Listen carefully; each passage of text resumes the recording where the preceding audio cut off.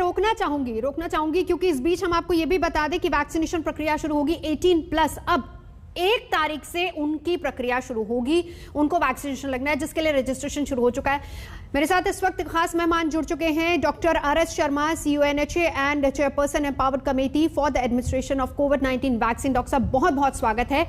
बहुत सारे सवाल लोगों के जहन में, सबसे पहले तो रजिस्टर कैसे करें, प्रक्रिया क्या होगी, डॉक्यूमेंट्स कौन कौन से ऐसे हैं जिनकी जरूरत होगी, जरा इसको क्लियर कीजिए डॉक्टर साहब सबसे पहले।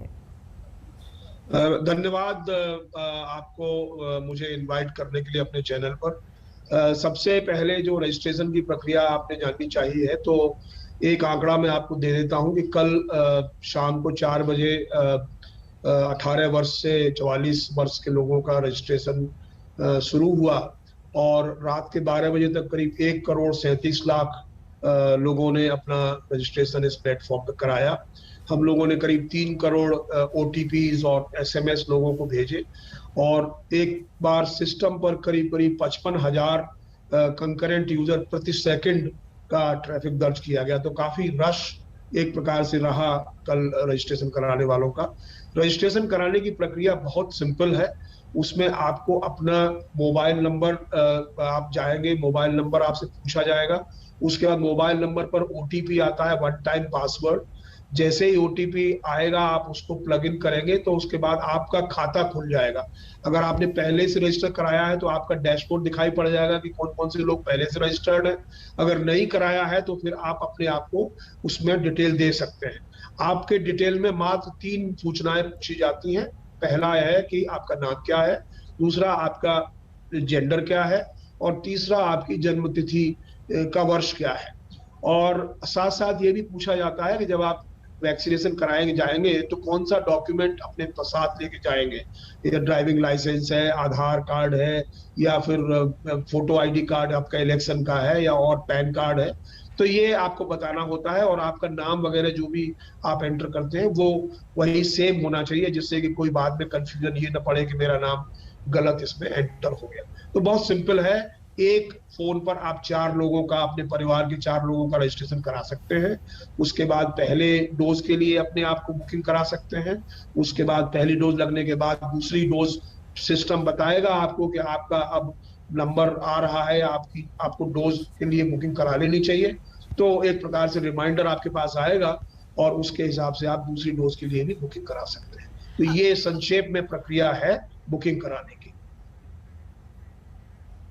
बिल्कुल डॉक्टर साहब, 2 सवाल। पहली बात तो मुंबई में जिस तरीके से लंबी कतारें हैं, वहां पर तो लोग इंतजार कर रहे हैं, हालात वहां पर ऐसे हैं कि अब दिक्कत बहुत ज्यादा आ रही है, उनका नंबर ही नहीं आ रहा वैक्सीनेशन का, उसको कैसे दुरुस्त किया जाएगा। दूसरी बड़ी बात, बहुत सारे ऐसे लोग भी हैं डॉक्टर साहब जिनके पास शायद स्मार्टफोन ना हो या फिर दूर दराज के ऐसे इलाके जो डिजिटल फ्रेंडली नहीं है, तो वो किस तरीके से रजिस्टर करेंगे, उनके लिए क्या ऑप्शन है?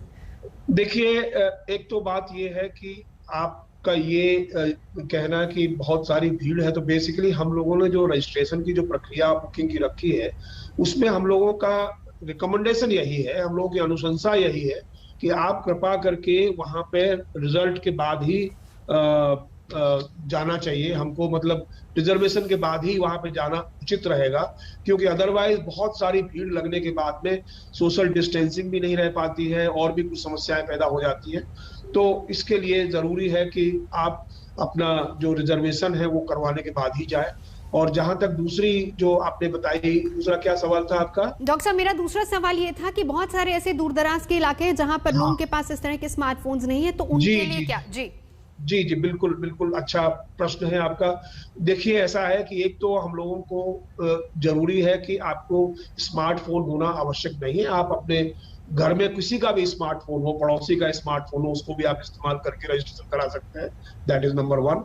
और उसके बाद आपका जो वॉक इन का जो सिस्टम हमने बनाया हुआ है, उसका उद्देश्य यही है कि कोई लोग किसी कारण से रिजर्वेशन अपना नहीं करवा पाए हैं तो वो वॉक इन करके भी अपना रजिस्ट्रेशन ऑन द स्पॉट करवा के आप वहां वैक्सीनेशन करवा सकते हैं। लेकिन तो ऐसा है, इस पूरी प्रोसेस को जन केंद्रित बनाया गया है।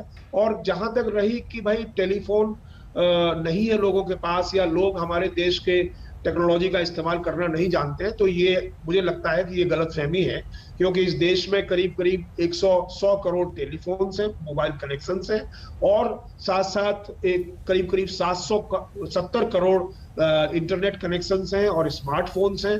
साथ ही साथ मैं आपको बता दूं कि करीब करीब 300 करोड़ डिजिटल ट्रांजैक्शंस हम लोग करते हैं, लोगों को पैसा पेमेंट किया जाता है। तो ये मानना कि इस देश में लोग टेक्नोलॉजी का इस्तेमाल करना नहीं जानते, ये मानना सही नहीं है।